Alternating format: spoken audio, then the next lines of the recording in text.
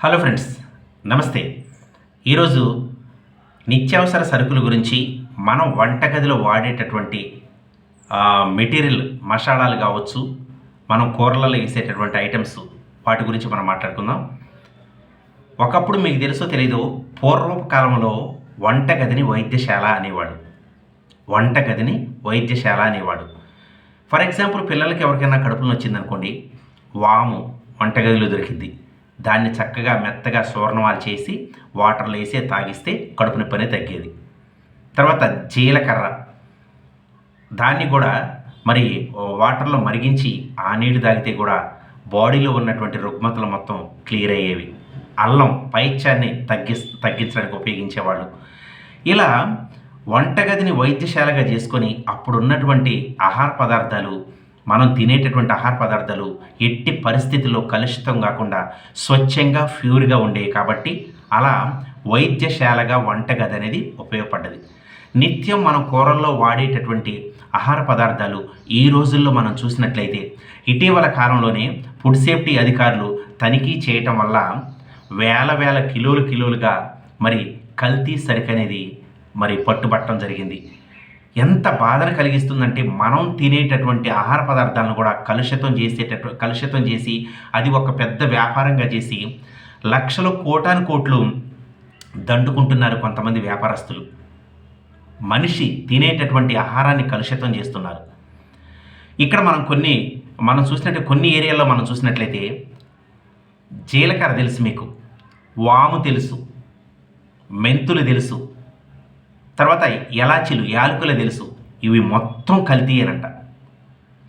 ఇవి మొత్తం రెడీమేడ్గా తయారు చేసి అవి మంచి మెరుగ్గా కనపడటం కోసం రసాయనాలని స్ప్రే చేస్తున్నారంట. నిల్వ ఉండటం కోసం, తాజాగా ఉండటం కోసం. అవి నేచురల్ కాదు, ఒరిజినల్ కాదు. అవి మనము తినేటటువంటి ఆహార పదార్థాల్లో మన కడుపులోకి వెళితే ఎంత రుగ్మతలు కలిగిస్తుంటాయి, ఎంత అనారోగ్యం పాలవుతుంటాం, ప్రాణాలు పోయేటటువంటి ప్రమాదాలు కూడా ఉన్నాయి.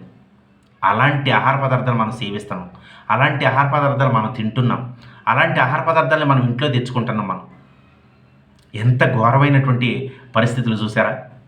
పాలు కల్తీ, నీళ్లు కల్తీ, మనం తినేటువంటి ఆహార పదార్థాలు కల్తీ, ఇలా చేస్తూ పోతూ దందా చేస్తున్నారు.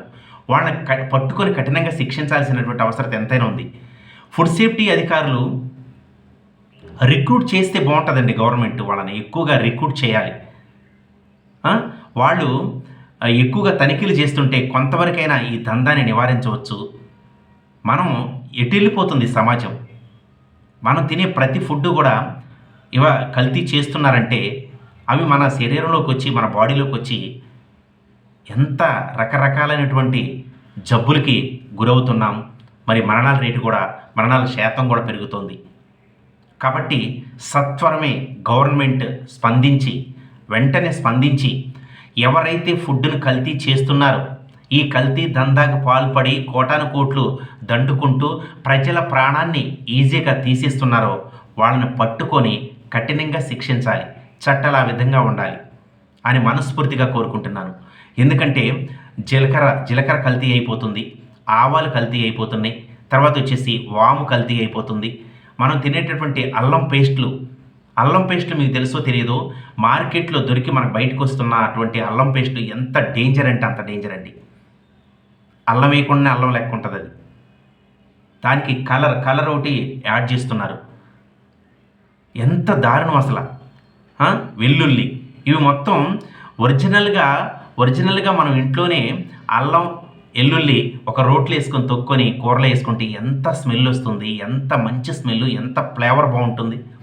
కానీ ప్రతిదీ కల్తీ అయిపోతుంది. మనం తినేటటువంటి ఆహార పదార్థాలు కూడా కల్తీ చేసేటటువంటి కల్తీ రాయుడు తయారైనారు. కాబట్టి ఫుడ్ విషయంలో చాలా కేర్ఫుల్గా ఉండాలి. బలమైన చట్టాలు రావాలి. గవర్నమెంట్ సత్వరమే స్పందించాలి. వీళ్ళపై యాక్షన్ అనేది ఇమీడియట్లీ ఉండాలని మనస్ఫూర్తిగా కోరుకుంటున్నాను. కాబట్టి మీరు తినేటటువంటి ఆహార పదార్థాల్లో మంచేది, చెడేది అనేది తప్పనిసరిగా గమనించాల్సినటువంటి అవసరత మీ మీదే ఆధారపడి ఉంది. మీరు బాగుంటే మీ కుటుంబం బాగుంటుంది, కొన్ని కుటుంబాలు బాగుంటే సమాజం బాగుంటుంది. కాబట్టి అంత పర్ఫెక్ట్గా అర్థం చేసుకొని మంచి ఆహారం ఏది, కలుషిత ఆహారం ఏది అనేది తెలుసుకొని స్వతహాగా మనం తయారు చేసుకుంటేనే చాలా మంచి ఆహారం అవుతుందండి చాలా వరకు. అంతేగాని బయట తినేది మొత్తం కూడా చాలా చాలా చాలా చాలా అశుభ్రత కలిగినది, అనారోగ్యాన్ని కలిగిస్తుంది. కాబట్టి ఆలోచన చేస్తారని మనస్ఫూర్తిగా కోరుకుంటున్నాను. ఈ వీడియో మీకు నచ్చినట్లయితే ప్లీజ్ ఒక్క లైక్ అనేయండి. Thank you. జై హింద్, జై జవాన్, జై కిసాన్.